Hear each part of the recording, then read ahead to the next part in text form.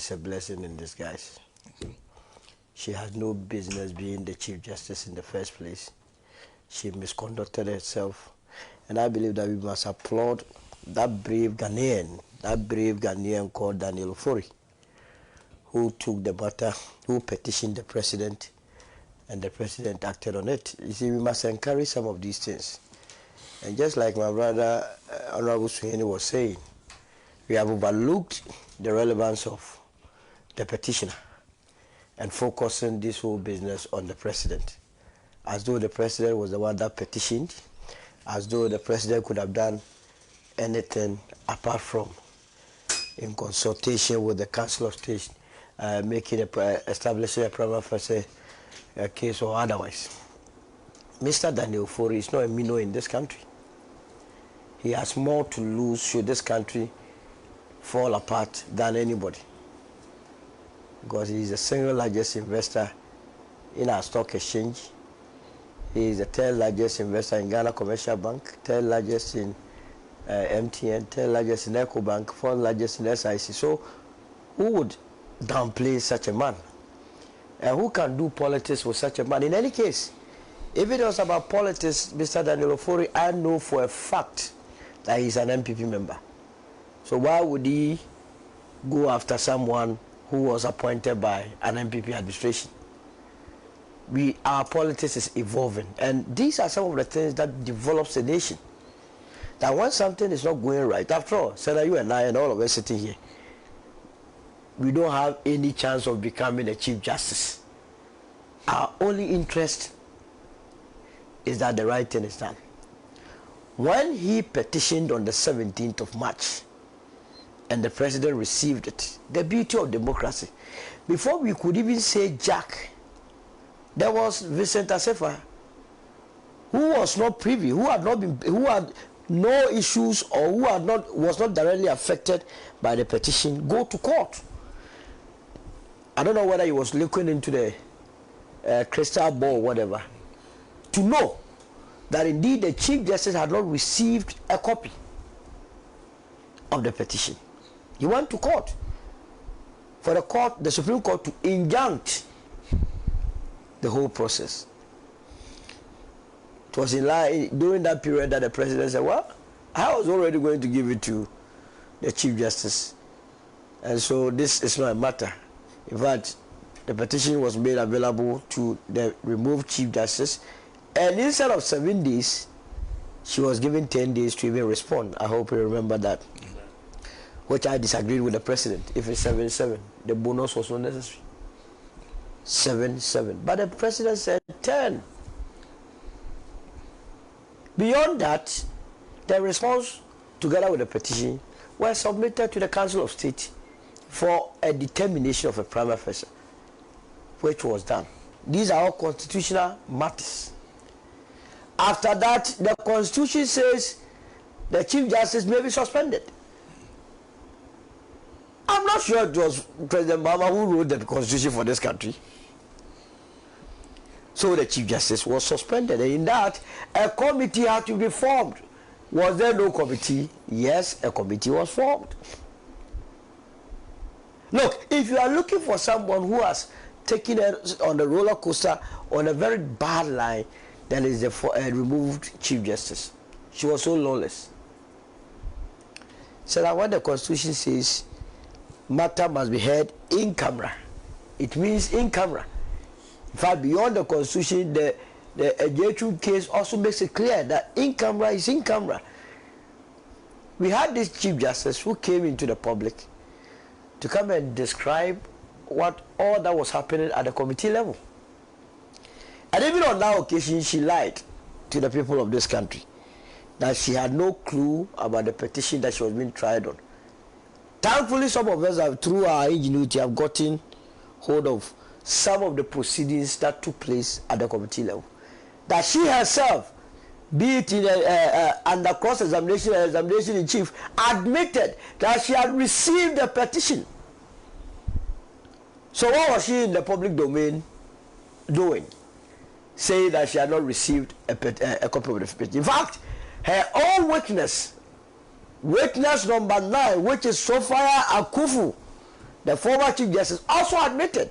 But we will get to her situation in the later part of this discussion, because, you know, if you don't put things right, Senator, people will take it for a ride.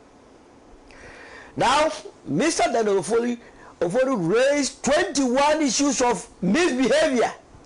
Senator, not just one. 1, 2, 3, 4, 5, 6, 7, 8, 9, 10, 11, 12, 13, 14, 15, 16, 17, 18, 19, 20, 21 issues of misbehavior that she could recollect, she could recount, backed by evidence. 10,000 evidences were submitted. Pages. Senator, can you imagine 10,000? Hey!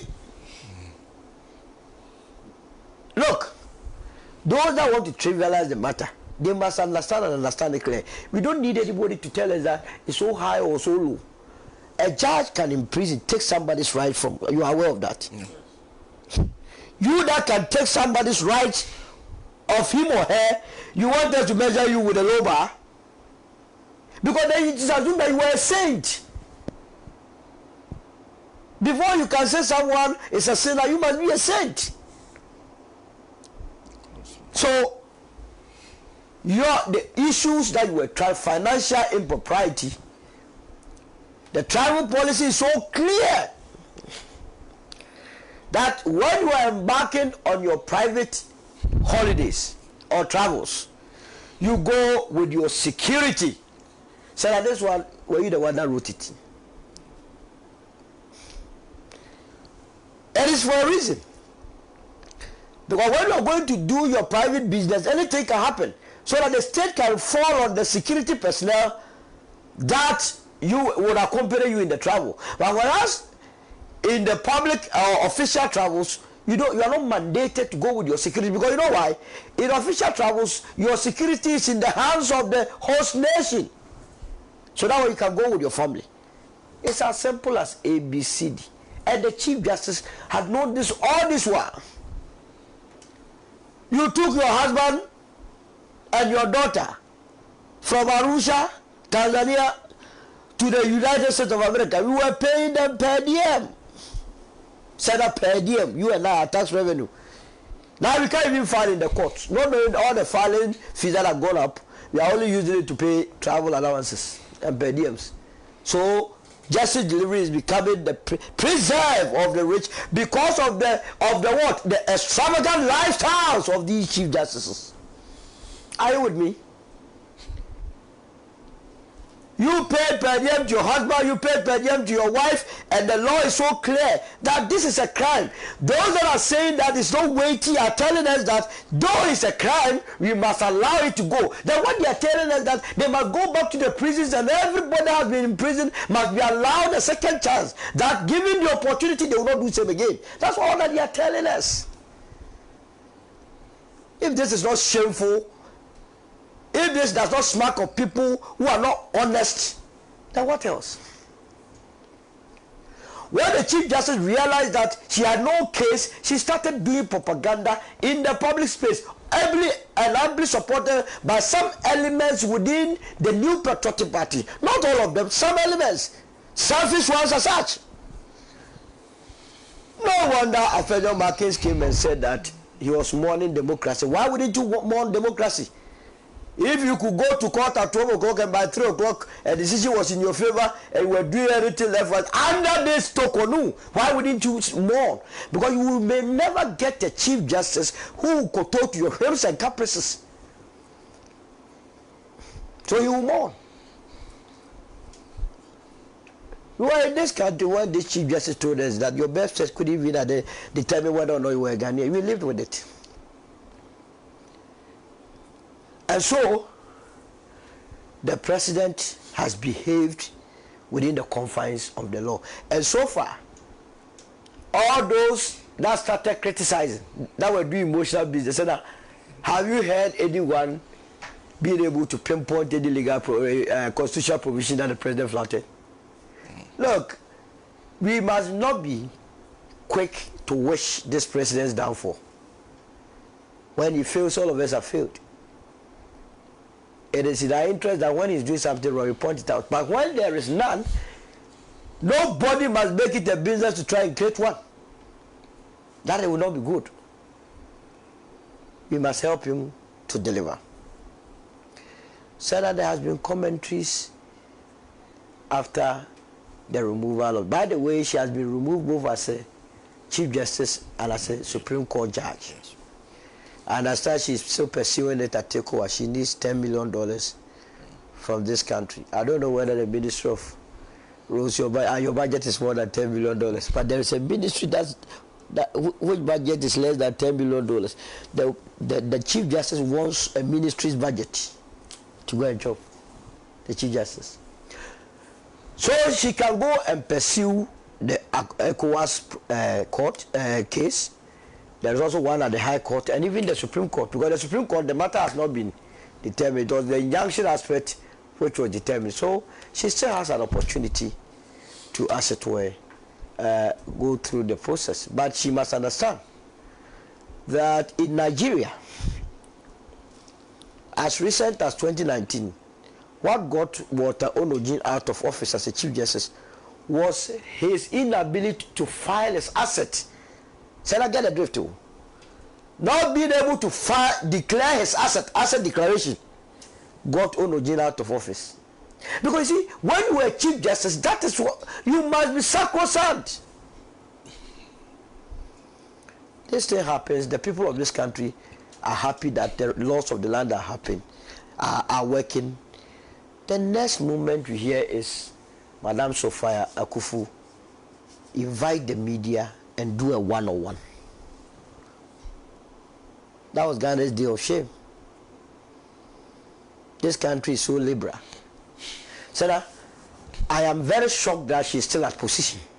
She's still at post. I can't come to terms as to why she is still a member of the Council of State. So has it crossed your mind that the establishment of the prima facie case was done by the President in consultation with what? Council of State. Is Sophia Akufu not a member of the Council of State? Was she not part of the consultation? In fact, I managed to get her testimony before the committee, and when you read it, Sarah, you wonder why the woman did what she did a day after the whole the removal process. First of all, she admits, in fact, she admits before the committee that when you go to the Council of State, she is in charge of the constitutional, the legal, and the petitions committee. So every petition that goes to the Council of State, it goes to her first. And the cross-examination, the petitions lawyer asks her whether she received it. She said, yes. Were you consulted by the President? She said, the President consulted me. So I was in the know. She was even asked, was the petition handed over or sent to the respondent or the Chief Justice? She said, yes. So how can you be the head of the legal, constitutional, and petitions body of the Council of State, clothed with all this information, and still do what you did? Hey! Now she was asked, in the case of Charlotte, say she single-handedly made that determination, I would be, that she had a case to answer. She was asked whether she used Article 146. She said yes. So what problem there is with Article 146? It has been used to remove an electoral commissioner. Fortunately, Sophia Akufu did it. Some judges have been removed based on this same Article 146. Why then do we not create the impression that this is the first time we are using it? It's been used in the past. The only difference is that this time had to do with the Chief Justice of the land. And so I would disagree with anybody that would say that it has to be difficult to remove a Chief Justice, a Speaker of Parliament, or President. It has to be very easy. It must be so easy. Hey! So that you think it's difficult, so you come and misbehave and we can't remove you, and you become a Mobuto here. You come, you behave well, you are there. If you do not behave well, you go. So the former Chief Justice Sophia Akufu was not being truthful to the people of this country with her outburst in that interview. Because she had known, or we were told that the voting pattern at the Council of State was 30-0 or 1. I would say even 0. One abstained. No, it's 30 and one abstained. We don't even know for a fact whether she was the one that abstained. If she was the one that abstained, it even makes the matter worse. Because it's either blue or green or white. You cannot be in the middle and get a person that is purple, is this, is that. No. If she really believed that there was no case to answer, she should have woman up and then say that I am voting against it. You abstain. Abstain means you either agree or disagree. That was a coward position. And after all these things, you come back and tell us that I am being honest. What is honesty about? Who made a minister for honest in this country? Honesty. Who has given her that title? If you want to play your role in terms of solidarity, fair deal. Affirmative action. Women in politics, that's fine. Old boyism, being a gay, that's fine. She's coming to occupy your position. That's fine. Or she was occupying your position. That's fine. But don't try to twist. Because what the woman did beyond the financial impropriety. Look, in the Jachikwensi matter, an innocent soul, Francis Baden, an innocent soul, just a deputy ICT director who had no clue about what was happening. You accused him wrongly that he had tampered with evidence. You brought in, when someone tampers with evidence, the Court Act has a way of dealing with that person. You ignored that. You brought in the national security, including the National Signals Bureau, to investigate the matter. After that, you set up a committee.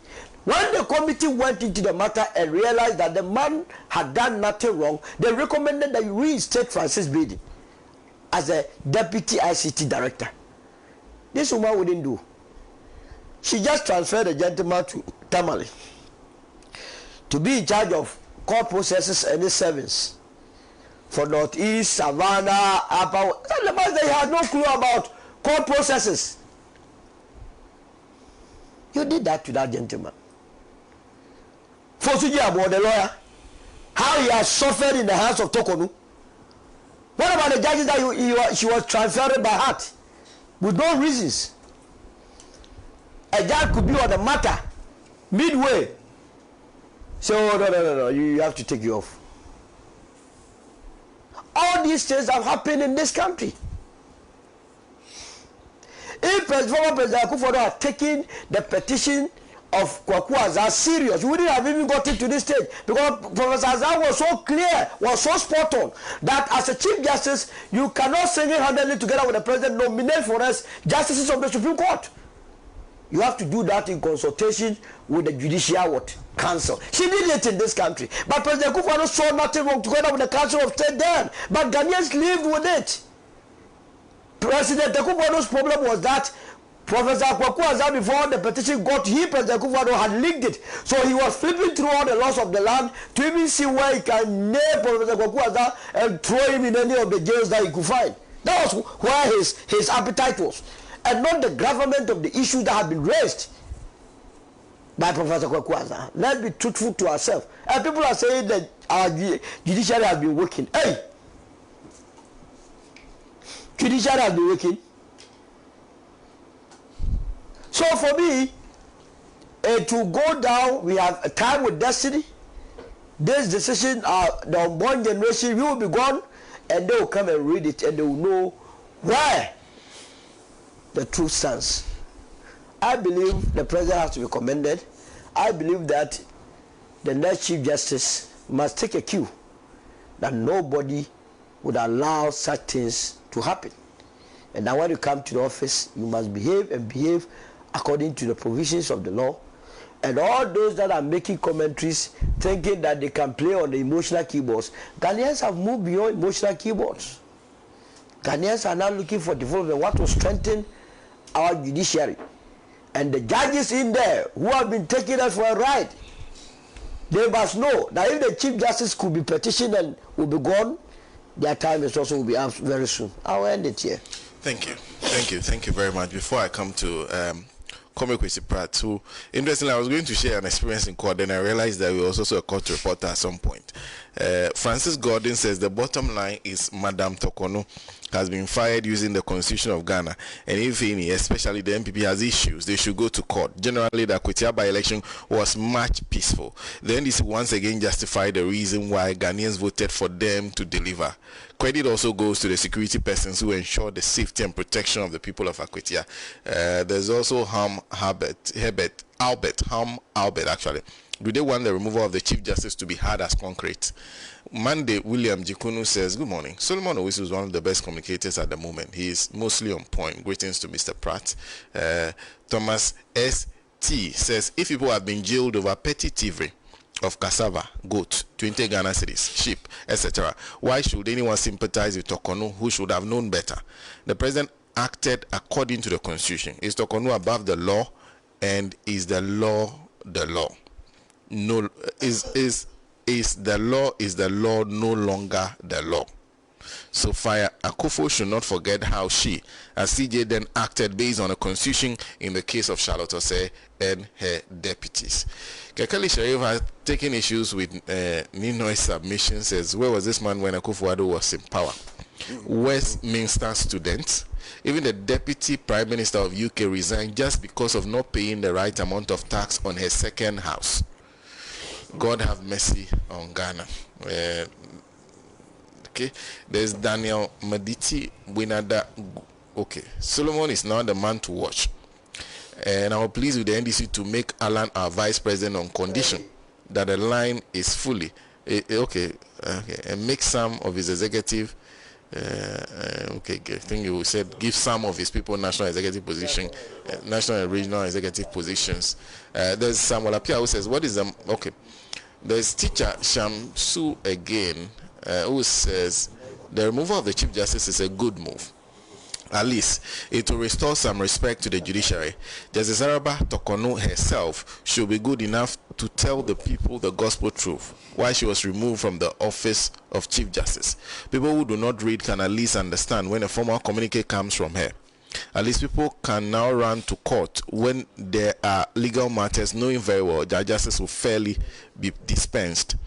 My regards to the okay, thank you very much. I think he has a choice for Tamale Central. Mokaila Kadiri says Araba Isaba was okay. No, the Chief Justice is not elected to office. They appoint the Chief Justice with the approval of Parliament. Well, thank you very much for sending in those comments. Mr. Pratt?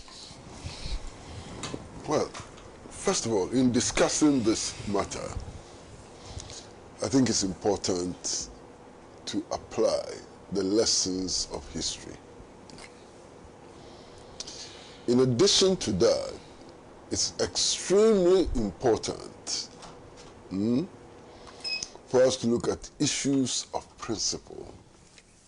What principles are we applying in this matter? And then, ultimately, we have to test for consistency. It's important that we test for consistency. Now, first of all, if you take history, and you want to look at history from 1992, the first president to apply Article 146 of the Constitution is President Nana Addo Dankwa Akufo-Addo. The first president to apply Article 146 of the 1992 Constitution is Nana Addo Dankwa Akufo-Addo. In his case, Article 146 was used to dismiss two public officials who had the status of judicial officers. The first case had to do with the chairperson of the Commission on Human Rights and Administrative Justice, who was removed from office based on a petition which is very, very similar to the one we have just discussed. I think that was under President Mahama. Okay. Yeah, no problem. I would concede that. But the petition was very, very similar. And indeed, the petitioners included a member of parliament of the New Patriotic Party, and not Domprey. You understand? So that's important. It's important to establish that. Then there was the case of Madame Charlotte Osei, who was the chairperson of the Electoral Commission. Now, for me, one of the most significant things is that in these two cases, none of us knew the contents of the petition which was sent to the president. In fact, as we speak, we don't even know the names of the petitioners. None of us knew the content of the petition, and we didn't know the names of the petitioners and so on. And in fact, under President Akufo-Addo, the claim was that as soon as the president receives a petition for the removal of such an officer, he acts as a conveyor belt or a post office and simply passes it on to the Council of State. That was the argument. Okay. So, we are not dealing about an issue for which there is no precedent. We're dealing about an issue for which there are precedents, at least two precedents. One, as you say, under President Mahama, and one, as you say, under President Nana Addo Dankwa Akufo-Addo. So that's the history. Now, it is important for us to understand that judges, especially judges of a certain caliber, play God. Judges, they are so very powerful. They can decide whether you should live or you should die. They have the power to sentence people to death. I lived in the Southern prison on a number of occasions. And I see prisoners who have been condemned to death. Who made that condemnation? Judges. Judges sat, listened to their cases, and decided that they should die, they should be killed. Judges decide that they should be hanged by the neck until they die. Very powerful. Now, people who are able to take life, legally take life, people who are able to sentence their fellow men and women to death, people who are able to decide that some people should be shot by firing squad, they have to have a very high level of moral standards. You can kill. You can order that people be killed. So you must be an angel. Your standard must be next to God. You understand what I'm saying? So if we, the people of Ghana, through our constitution, through the institutions established by the constitution, give you power to decide who should live and who should die, you must be an extraordinary person. You understand? And that is why, for me, this whole argument about threshold and so on annoys me to bits. Because we are dealing with the Chief Justice. We are not dealing with Suhini. I mean, we don't the Chief Justice's standards, moral standards, ought to be higher than that of an MP. The moral standards of a Chief Justice ought to be far higher than all of us sitting around this table because of the extraordinary powers that we have given them. You understand? So, when they talk about threshold, what are they talking about? And indeed, who has determined that threshold? In this Constitution, 1992 Constitution, does it set any threshold for misconduct? And if it doesn't, whose threshold are we using? Is it the threshold of a retired Chief Justice or the threshold of Ibrahim Musa, who is the security guard at Roman Ridge, or the threshold of the truck driver whose threshold is being used? Under what law has that threshold been established? So that whole threshold argument really is not even worthy of consideration, because it gets reduced to individual perceptions, individual standards, individual opinions, and so on. And no nation can be built on this basis. So those who argue on the basis of threshold should come and show us how that threshold is established or was established, and what that threshold is. The Constitution is clear. The Constitution clearly talks about stated misbehavior.